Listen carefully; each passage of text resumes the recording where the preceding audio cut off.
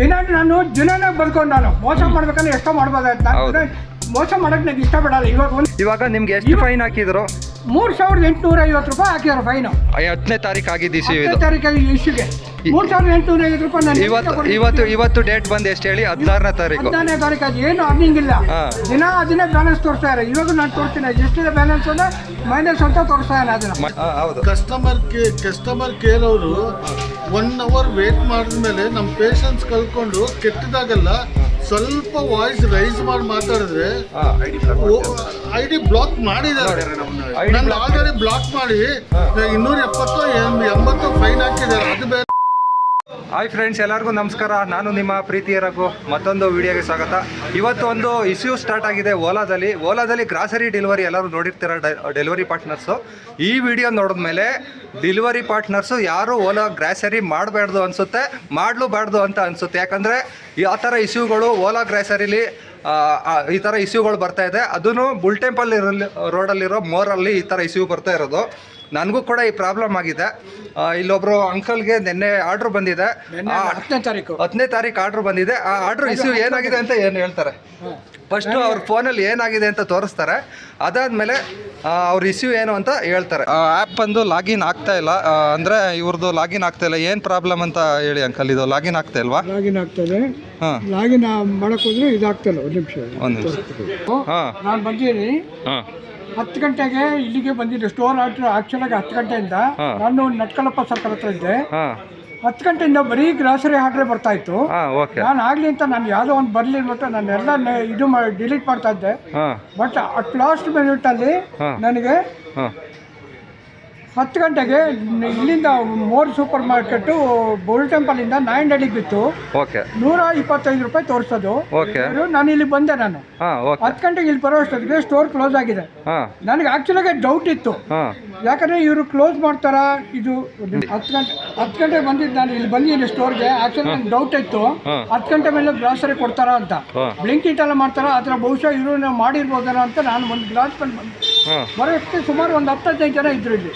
ಕೊಡ್ತಾ ಇದ್ದಾರೆ ಅನ್ಕೊಂಡು ನಾನು ಇಲ್ಲಿ ರೀಚೆಡ್ ಲೊಕೇಶನ್ ಅಂತ ಮಾಡಿದೆ. ಅದು ಮಾಡಿದ್ರೆ ಒಂಥರ ಕರೆಕ್ಟಾಗಿ ಇರ್ತಾ ಇತ್ತು. ನಾವು ರೀಚೆಡ್ ಅಂತ ಮಾಡಿದ ತಕ್ಷಣ ಇಲ್ಲಿ ಬಂದು ಕೇಳಿದ್ರೆ ಇದು ನಂಬರ್ ಹೇಳಿ, ಐಡಿ ನಂಬರ್ ಹೇಳಿ ಕೇಳಿದ್ರೆ ಇಲ್ಲ ಕೊಡಲ್ಲ, ಕ್ಲೋಸ್ ಆಗಿದೆ ಇದ್ರು. ಇದೊಂದೇ ಕಿಟಕಿನಲ್ಲಿ ಯಾರೋ ಒಂದಿಬ್ಬರು ಇದ್ರು. ಅವ್ರನ್ನ ಕೇಳಿದಕ್ಕೆ ಇಲ್ಲ ಕ್ಲೋಸ್ ಆಗಿದೆ, ನಾವು ಕೊಡಲ್ಲ ಅಂತ ಹೇಳಿದ್ರು. ಇನ್ನಿಲ್ದ ಕೇಳಿದೆ ಸರ್ ಸುಮ್ಮನೆ 12 ಕ್ಲಿಕ್ ಮಾಡ್ಬಿಟ್ಟಿದ್ವಿ, 12 ಪೆನಾಲ್ಟಿ ಹಾಕೊಡ್ತಾರೆ, ಅದು ಏನಾಗುತ್ತಾರೋ ಕೊಡಿ ದಯವಿಟ್ಟು, ಬಂದಿದ್ದಾಗತ್ತಲ್ಲ ಇಷ್ಟು ದಿನ ಕನ ಕೊಡಿ ಅಂತ. ಇಲ್ಲಪ್ಪ ನಮಗೆ ಗೊತ್ತಿಲ್ಲ, ನಾವು ಕೊಡಲ್ಲ ಅಂತ ಹೇಳಿದ್ವಿ. ಸರ್ ಇಮಿಡಿಯೇಟ್ ಆಗಿ ನಾನು ಪಾರ್ಟ್ನರ್ ಕೇರ್ಗೆ ಕಾಲ್ ಮಾಡಿದ್ದೀನಿ. ಪಾರ್ಟ್ನರ್ ಕೇರ್ನಲ್ಲಿ ಯಾವಾಗಲೂ ಅಷ್ಟು ಮಾಡಿದ್ರೆ ಕರೆಕ್ಟ್ ರೆಸ್ಪಾನ್ಸ್ ಬರೋದಿಲ್ಲ. We looking to the process, we checking to the stores and let me come back. ಇಷ್ಟು ಬಿಟ್ಟರೆ ಇನ್ನೇನು ಹೇಳಲ್ಲ. ನಾನು 4 ಸಾರಿ ಕಾಲ್ ಮಾಡಿದ್ದೀನಿ, 4 ಸಾರಿ ಇದೇ ರಿಪ್ಲೈ ಬಂದಿದೆ. ಸರಿ ಆಗ್ಲಿ ಅಂದ್ಬಿಟ್ಟು ನಾನು 45 ಮಿನಿಟ್ಸ್ 10:15 ಕಾಲಿ ಅಟ್ಲೀಸ್ಟ್ ಅದು. ಯಾಕಂದ್ರೆ ನನಗೆ ಕ್ಯಾನ್ಸಲ್ ಮೆಸೇಜ್ ಬರುತ್ತೆ, ನಾವು ಏನೋ ಕಾಲ್ ಮಾಡ್ತಾರೆ ನಾನು ಲೊಕೇಶನ್ ಬಿಟ್ಟು ಹೋಗ್ಬಾರ್ದು ಅಂತ. ಲಾಸ್ಟ್ 10:15 ಆದ್ಮೇಲೆ ಬರ್ದೇ ಇದಕ್ಕೋಸ್ಕರ ಆಮೇಲೆ ಇನ್ನೊಂದು ಸರಿ ಟ್ರೈ ಮಾಡಿದೆ. ದೇರ್ ಇಸ್ ನೋ ಇದು ಕಂಟೆಂಟ್ ಇನ್ ಯುವರ್ ಅಪ್ಲಿಕೇಶನ್ ಅಂತ ಬಂತು. ಅಂದ್ರೆ ಅದು ಕ್ಯಾನ್ಸಲ್ ಮಾಡಿದ್ದಾರೆ ಅವರು, ಕ್ರಾಸ್ ಚೆಕ್ ಮಾಡಿರ್ತಾರೆ, ಅದೊಂದು ಕ್ಲೂ ಅದು. ಅದೇನೋ ನನ್ನ ಐಡಿ ಯಾವುದು ದೇರ್ ಇಸ್ ನೋ ಐಡಿ ನಿಮ್ಮ ಇದ್ರಲ್ಲಿ ಇಲ್ಲ ಅಂತ ಬರ್ತಾ ಇದೆ ಐಡಿನಲ್ಲಿ. ಅಂದಾಗ ಕ್ಲೋಸ್ ಆಗಿದೆ ಅಂತ ಅನ್ಕೊಂಡು ನಮ್ಮ ಮನೆಗೆ ಹೋಗಿದ್ದೀನಿ. ಅಂದ್ರೆ ಅದು ಹಾಗೆ ಇತ್ತು ಅದು ಕೇಸು. ಮಧ್ಯರಾತ್ರಿ ಮಿಡ್-ನೈಟ್ ಅಲ್ಲಿ ಎಲ್ಲೋ ಕ್ಯಾನ್ಸಲ್ ಮಾಡಿದ್ದಾರೆ ಅವರು. ಕ್ಯಾನ್ಸಲ್ ಅಂತ ಬಂದೆ. ಬೆಳಗ್ಗೆ ನಾನು ಫೋನ್ ತೆಗೆದ ತಕ್ಷಣ ಕ್ಯಾನ್ಸಲ್, ಇವರು ಆರ್ಡರ್ ಆದ್ಮೇಲೆ ಕ್ಯಾನ್ಸಲ್ ಅಂತ ಬಂತು. ಸರಿ ಮತ್ತೆ ನಾವು ಪಿಕಪ್ ಮಾಡಿದೆ. 4 ಆರ್ಡರ್ ಕಂಟಿನ್ಯೂಸ್ ಪಿಕಪ್ ಮಾಡೋಕೆ ನೋಡಿದ್ದೀನಿ ಸರ್, ಪಿಕಪ್ ಆಗಲಿಲ್ಲ. 5ನೇ ಸರಿ ಮತ್ತೆ ಇಮಿಡಿಯೇಟ್ ಕ್ಲೋಸ್ ಅಂತ ಬಂತು. ನಿಂದು ಬ್ಲಾಕ್ ಆಗಿದೆ ID because you are not given the delivery ಅಂತ. ಕಲೆಕ್ಟ್ ಮಾಡಿದಿರಾ, ಹೇಗೆ ಡೆಲಿವರಿ ಕೊಡೋಣ? ಹೌದು. ಇವಾಗ ನಿಮ್ಗೆ ಎಷ್ಟು ಫೈನ್ ಹಾಕಿದ್ರು? 3,850 ರೂಪಾಯಿ ಹಾಕಿದ್ರು ಫೈನು. 10ನೇ ತಾರೀಕು ಆಗಿದ್ದು ಇಶ್ಯೂಗೆ 3,850 ರೂಪಾಯಿ. ನಾನು ಇವತ್ತು ಡೇಟ್ ಬಂದು ಎಷ್ಟು ಹೇಳಿ? 16ನೇ ತಾರೀಕು. 16ನೇ ತಾರೀಕು. ಅದು ಏನು ಅರ್ನಿಂಗ್ ಇಲ್ಲ. ದಿನ ಬ್ಯಾಲೆನ್ಸ್ ತೋರಿಸ್ತಾ ಇದ್ದಾರೆ. ಇವಾಗ ನಾನು ತೋರಿಸ್ತೀನಿ ಎಷ್ಟಿದೆ ಬ್ಯಾಲೆನ್ಸ್ ಅಂದ್ರೆ ಮೈನಸ್ ಅಂತ ತೋರಿಸ್ತಾ ಇಲ್ಲ. ಅದನ್ನ 760 ರೂಪಾಯಿ ತೋರಿಸ್ತಾ ಇದೆ. ಅದು ಕಟ್ಟಿ ಆಮೇಲೆ ಕೆಲಸ ಮಾಡಿ ಅಂತಾರೆ. ನಾನು ಹೇಗೆ ಖರ್ಚು ಮಾಡಲಿ? ನಾನು ತಗೊಂಡಿದ್ರೆ ಜುನೇನ್ ಆಗಿದ್ರೆ ನಾನು ತಗೊಂಡಿದ್ರೆ ನಿನ್ಗೆ ಗೊತ್ತಾಗ್ತಲ್ಲ. ನಾರ್ಮಲ್ ಪ್ರೊಸೀಜರ್ ಏನು, ಇಲ್ಲಿ ಬಂದು ನಾವು ಪಿಕಪ್ ಮಾಡಿದ ತಕ್ಷಣ ಅವ್ರಿಗೆ SMS ಹೋಗುತ್ತೆ. ಹೌದು. SMS ಅಲ್ಲಿ ಅವ್ರದ್ದು ಕೋಡ್ ಆಗುತ್ತೆ. ಆ ಕೋಡ್ ಹೇಳಿದ್ಮೇಲೆ ನಾನು ಯಾರು ಕೊಡ್ಬೇಕು ಅನ್ನೋದು ಬರುತ್ತೆ. ಅದು ಪ್ರೊಸೀಜರ್ ಹೀಗಿರ್ಬೇಕಾದ್ರೆ ಹೇಗೆ ತಗೊಂಡೋಗ್ ಹೋದ್ರು? ಇದಕ್ಕೆ ನೀವು ಓಲಾ ಕಂಪ್ನಿ ಅವ್ರಿಗೆ ಏನು ಹೇಳ್ತೀರಾ? ಅವ್ರಿಗೆ ನಾನು ಟಿಕೆಟ್ ಇಮಿಡಿಯೇಟ್ ಬುಧವಾರ ನಾನು ಮಧ್ಯಾಹ್ನ ಟಿಕೆಟ್ ರೈಸ್ ಮಾಡಿದ್ದೀನಿ. ಕಂಪ್ಲೇಂಟ್ ಮಾಡಿದ್ದೀನಿ, ಎಲ್ಲ ಸ್ಕ್ರೀನ್ ಶಾಟ್ ಕಳ್ಸಿದ್ದೀನಿ. ಕಳ್ಸಿದ್ದಕ್ಕೆ ಅವ್ರು ಏನು ಮಾಡ್ತಾರೆ, ನಾವು 3 ಡೇಸಲ್ಲಿ ನಿಮ್ದನ್ನ ನಾವು ಇದು ಮಾಡಿದ್ವಿ, ದಿನ ಇನ್ಸ್ಪೆಕ್ಟರ್ 3 ದಿನದಲ್ಲಿ ನಿಮ್ದು ರೆಕ್ಟಿಫೈ ಮಾಡ್ತೀನಿ ಅಂದರು. 3 ದಿನ ಹೋಗಿ 8 ದಿನ ಆಗ್ತಾ ಬಂತು. ಬೆಳಕಲ್ಲಿ ಆಫೀಸ್ ಕೂಡ ಹೋದೆ, ಅವರು ಕಂಪ್ಲೇಂಟ್ ಸರ್ ಜೂನಿಯರ್ ಇನ್ಸ್ಪೆಕ್ಟರ್ ಇದ್ದರೆ ನಾನು ಮಾತಾಡ್ತೀನಿ, ನೀವು ಅದ್ರ ಬಗ್ಗೆ ತಲೆ ಕೆಡಿಸ್ಕೊಂಬೇಡಿ, ನಿಮ್ಗೆ ಆಗುತ್ತದು, ನಿಮ್ಮ ಇಶ್ಯೂನಲ್ಲಿ ನೋಡಿದ್ರೆ ಯಾವುದು ಆ ಥರ ನಿಮ್ಮದು ಪ್ರಾಬ್ಲಮ್ ಇಲ್ಲ, ನಮ್ಗೆ ಗೊತ್ತಾಗುತ್ತದು, ಇಶ್ಯೂ ಆಗುತ್ತೆ 8 ದಿನದಲ್ಲಿ ನೀವು ಕ್ಲಿಯರ್ ಆಗುತ್ತೆ, ನೆಗೆಟಿವ್ ಬ್ಯಾಲೆನ್ಸ್ ಯಾವಾಗ ಕ್ಲಿಯರ್ ಆಗುತ್ತೋ ಗೊತ್ತಿಲ್ಲ, ಓಕೆ ನಿಮ್ಗೆ ಡ್ಯೂಟಿ ಅಂತೂ 8 ದಿನದೊಳಗೆ ಆನ್ ಆಗುತ್ತೆ ಅಂತ ಹೇಳಿದ್ರು. ಓಕೆ ಕೆಲಸ ಹೋಯ್ತು, 6 ದಿವಸ ಕೆಲಸ ಹೋಯ್ತು, ಏನು ಅರ್ನಿಂಗ್ಸ್ ಇಲ್ಲ, ಅದು ಮಾತ್ರ ಕಟ್ಟು ಅಂತಾರೆ, ಯಾವುದು ಮೈನಸ್ ಆಗೋದಕ್ಕೆ ಏನು ಬರಲಿಲ್ಲ. ಇವತ್ತೇನು ಹೇಳ್ತಾರೆ, ಆಲ್ರೆಡಿ ಅದನ್ನ ಬೇರೆಯವ್ರು ತಗೊಂಡೋಗಿದ್ದಾರೆ, ನಿಮ್ಮ ಇದರಲ್ಲಿ ನೀವು ಅದನ್ನ ತಗೊಂಡೋಗಿದ್ದೀರ ಅಂತ ಏನೇನೋ ಹೇಳ್ತಾರೆ. ಬೇರೆಯವರು ಇವಾಗ ಒಂದ್ಸರಿ ಐಡಿನಲ್ಲಿ ಡೆಲಿವರಿ ಕೊಟ್ಬಿಟ್ರೆ ಇನ್ನೊಬ್ರಿಗೆ ಕೊಡೋದಿಲ್ಲ ಐಟಮು, ಅದು ಜೆನ್ಯೂನ್ ಫ್ಯಾಕ್ಟು. ಇವಾಗ ಹೇಗೆ ಹೇಳ್ತಾರೆ ಅದನ್ನ, ನೀವು ತಗೊಂಡೋಗಿದ್ದಾರೆ ಅಂತ, ನಾನು ತಗೊಂಡೋಗಿದ್ರೆ ನಾನು ಪಿಕಪ್ ಆಗ್ಬೇಕಲ್ವಾ, ರೆಕಾರ್ಡಿಂಗ್ ಕಳಿಸ್ಬೇಕಂತೆ, ನನಗೆ ಗೊತ್ತಿಲ್ಲ. ನೀವು ಫೋನ್ ಮಾಡಿದ್ದೋ ಪ್ರೂಫ್ಗೆ ನಾನು ಕಾಲ್ ಲಿಸ್ಟ್ ಕಳ್ಸಿದ್ದೀನಿ, ಕಾಲ್ ಲಿಸ್ಟ್ ಕಳಿಸಿದ್ರೆ ಕಾಲ್ ಲಿಸ್ಟ್ ಬೇಡವಂತೆ ಅವ್ರಿಗೆ, ಅದು ಫ್ಯಾಕ್ಟ್ ಅಲ್ವಂತೆ.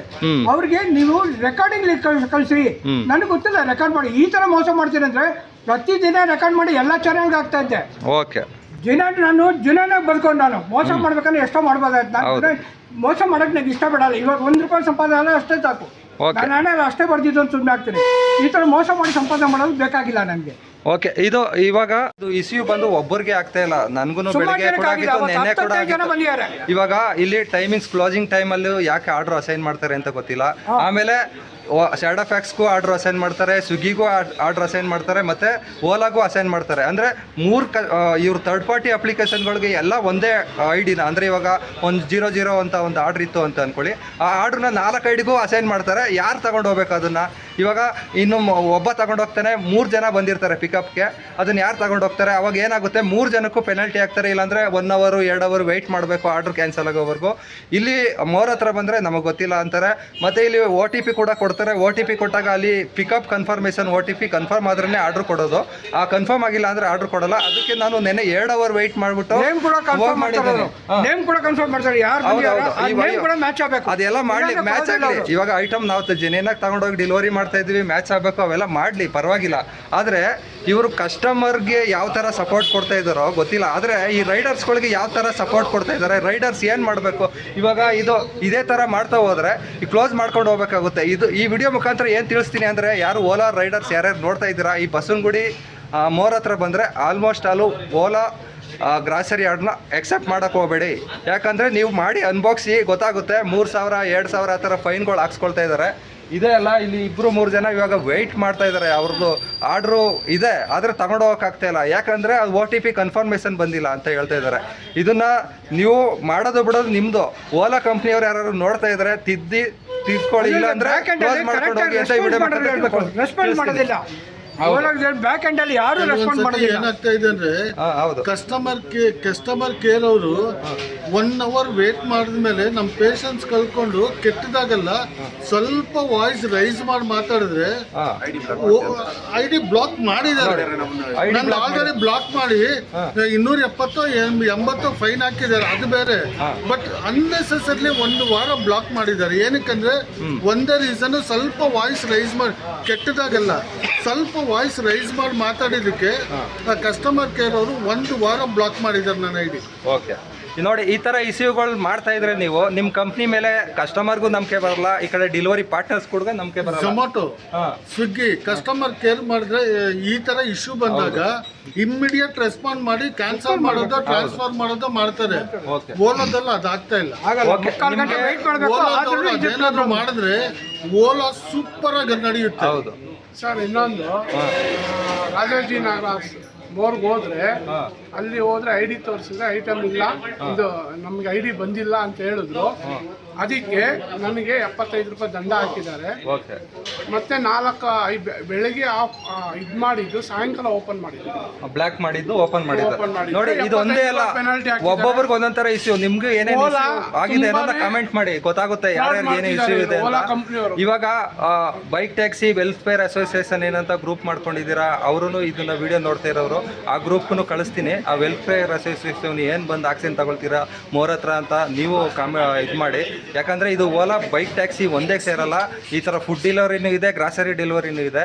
ಬಂದು ಇದಕ್ಕೆ ಏನು ಪ್ರಾಬ್ಲಮ್ ಆಗಿದೆ ಅದು ಸಾಲ್ವ್ ಮಾಡಿ. ಇಲ್ಲಾಂದರೆ ಎಲ್ಲರೂ ಆಫ್ ಮಾಡಿಕೊಂಡು ಇಲ್ಲಿ ಯಾರು ಆಲ್ಮೋಸ್ಟ್ ಅಲ್ಲಿ ಬರ್ತೀರಾ ಯಾರು ಎಕ್ಸೆಪ್ಟ್ ಮಾಡಕ್ಕೆ ಹೋಗ್ಬೇಡಿ. ಸ್ವಿಗ್ಗಿಗೆ ಕೊಡಲಿ, ಝೊಮ್ಯಾಟೋಗೆ ಕೊಡಲಿ. ಬೈಕ್ ಟ್ಯಾಕ್ಸಿದು ಅಷ್ಟೊಂದು ಪ್ರಾಬ್ಲಮ್ ಬರ್ತಾ ಇಲ್ಲ, ಫುಡ್ ಮೋರೆ ಜಾಸ್ತಿ ಪ್ರಾಬ್ಲಮ್ ಬರ್ತಾ ಹೌದು ಸರ್. ಕಾರ್ಮಿಕ ಇಲಾಖೆ ಏನ್ ಮಾಡ್ತಾ ಇದೆ ಸರ್? ಕಾರ್ಮಿಕ ಇಲಾಖೆ ಅವ್ರು ಏನ್ ಮಾಡ್ತಿದ್ದಾರೆ ಇದಕ್ಕೆಲ್ಲ ಏನು ಹೇಳ್ತೀರಾ? ಓಲಾದವರು ಇವಾಗ ಈ ಥರ ಇವಾಗ ಗೌರ್ಮೆಂಟ್ ಕೂಡ ಡೆಲಿವರಿ ಪಾರ್ಟ್ನರ್ಸ್ಗೆ ತುಂಬ ಸಪೋರ್ಟ್ ಮಾಡ್ತಾ ಇದೆ. ಆದರೆ ಈ ಓಲಾದವ್ರೇ ಸಪೋರ್ಟ್ ಮಾಡ್ತಾ ಇಲ್ಲ, ಪಾರ್ಟ್ನರ್ಸ್ ಕೇರ್ ಅವರೇ ಸಪೋರ್ಟ್ ಮಾಡ್ತಾ ಇಲ್ಲ. ಇದು ಬಂದು ಇಶ್ಯೂ ಇಲ್ಲಿ ಆಗ್ತಾ ಇರೋದು. ನಿಮ್ಮ ಮಾಡೋದು ಬಿಡೋದು ನಿಮ್ಗೆ ಬಿಟ್ಟಿದ್ದು, ನಿಮ್ಮ ಇದು ಓಕೆನಾ?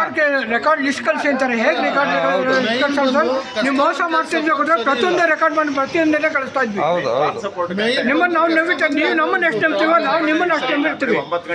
ನಮ್ಮ ನಂಬಿಕೆ ನಾವು ದ್ರೋಹ ಮಾಡ್ತಿಲ್ಲ. ನಮ್ಮ ನಂಬಿಕೆ ನೀವು ಯಾಕೆ ದ್ರೋಹ ಮಾಡ್ತೀರಾ? ಇವಾಗ ಇದನ್ನೇ ನಂಬ್ಕೊಂಡು ಇವರು 6 ದಿವಸದಿಂದ ಕೆಲಸ ಇಲ್ಲ. ಹೇಗಿರ್ಬೇಡ, ಹೌದು 3700 ರೂಪಾಯಿ ಎಲ್ಲಿಂದ ಕೊಡ್ಲಿ ನಾನು? ಹೌದು ಈ ತರ ನಿಜವಾಗಿ ನಾನು ಕದ್ಕೊಂಡು ಹೋಗಿದ್ರೆ ನೀವು ಹಾಕ್ಲಿ ಫೈನ್. ಹೌದಾ, ನಾನು ತಪ್ಪು ಮಾಡಿದ್ರೆ ಹೇಗೆ ನಾನು ಶಿಕ್ಷೆ ಅನುಭವಿಸ್ಬೇಕು? ಓಲಾದವ್ನು ಯಾರು ನೋಡ್ತಾ ಇದ್ರೆ ಮ್ಯಾನೇಜರ್ ಆಗಲಿ ಮ್ಯಾನೇಜ್ಮೆಂಟ್ ಆಗಲಿ ಬಂದು ಇಲ್ಲಿ ನಿಂತ್ಕೊಂಡು ನೋಡಿ ಒಂದಿನ ಮೋರ್ ಸೂಪರ್ ಮಾರ್ಕೆಟ್, ಇಲ್ಲಿ ದೊಡ್ಡ ಸೂಪರ್ ಮಾರ್ಕೆಟ್ ಬೆಂಗಳೂರಿಗೆ ಬಂದು ನೋಡಿ ಗೊತ್ತಾಗುತ್ತೆ ಯಾವ ತರ ವರ್ಸ್ಟ್ ಸರ್ವಿಸ್ ಕೊಡ್ತಾ ಇದ್ದಾರೆ ಅಂತ. ನಾವು ಕಸ್ಟಮರ್ ಕೇರ್ ಸ್ವಲ್ಪ ಕೇರ್ ಇಲ್ಲ ಅವ್ರಿಗೆ. ಕಂಪ್ಲೇಂಟ್ ಕೊಡ್ತೀನಿ ಕಂಪ್ನಿ ಮೇಲೆ. ಎಲ್ಲರೂ ಸೇರಿ ಕಂಪ್ಲೇಂಟ್ ಕೊಡಬೇಕಾಗುತ್ತೆ ಇದಕ್ಕೆಲ್ಲ. ಓಕೆನಾ? ನೋಡಿ ನಾನು ಆರ್ಡರ್ ಕೂಡ ಮಾಡ್ತಾ ಇದ್ದೀನಿ. ನಾನು ಅನುಭವಿಸಿರೋದಕ್ಕೆ ಈ ವಿಡಿಯೋ ಮಾಡ್ತಾ ಇರೋದು. ನಾನು ಕೆಲವೊಂದು ವಿಡಿಯೋಗಳು ನೋಡಿರ್ತೀರ ನೀವು. ಇವತ್ತು ಇಶ್ಯೂ ಬಗ್ಗೆ ವಿಡಿಯೋ ಮಾಡಬೇಕು ಅನಿಸ್ತು, ಅದಕ್ಕೋಸ್ಕರ ಮಾಡ್ತಾ ಇದ್ದೀನಿ. ವಿಡಿಯೋ ಹೇಗೆ ಅನಿಸ್ತು ಏನು ಅನ್ನೋದನ್ನ ಕಮೆಂಟ್ ಮಾಡಿ. ವಿಡಿಯೋ ಎಲ್ಲರಿಗೂ ಶೇರ್ ಮಾಡಿ ಅಂತ ಕೇಳ್ಕೊಳ್ತೀನಿ ರೈಡರ್ಸ್ಗಳಿಗೆ. Thank you for watching friends. Have a nice day. Bye bye, take care. ನಾನು ನಿಮ್ಮ ಪ್ರೀತಿಯ ರಘು.